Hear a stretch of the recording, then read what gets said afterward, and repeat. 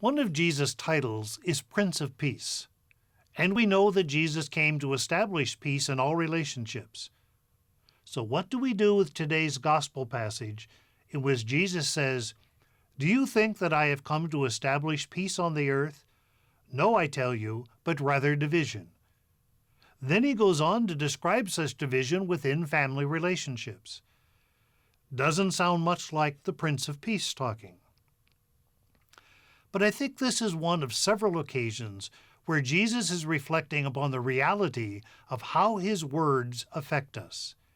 He knows that his intent is peace, but it doesn't always work that way, because the good news is so radically different from what the world thinks and does, it causes a rift and forces people to take sides for or against the gospel.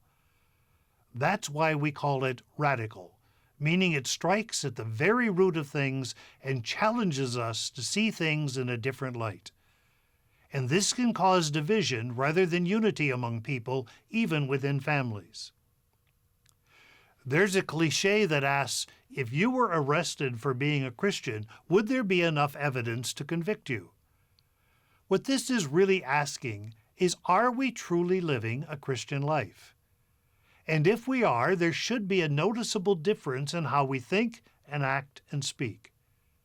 If there is no difference between those who profess to be Christian and those who do not, then maybe we need to look at just how Christian we really are. For our faith should permeate every aspect of our lives and make a difference. So when Jesus says that he has come to bring division and not peace, he's speaking of the reality of how his word will affect the lives of his followers. It should make a radical difference. But while this may raise some tension, it need not break unity. The division it causes can bring about a change in behavior and in values, so that his word spreads to affect others as well as his disciples. Not all tension is bad, and some can bring about a change for the good. And so it is with our living Christian life. While it does, or should, divide us from the world, it does so in a good sense. It creates the tension that can bring about a better world in which love and respect define human relationships.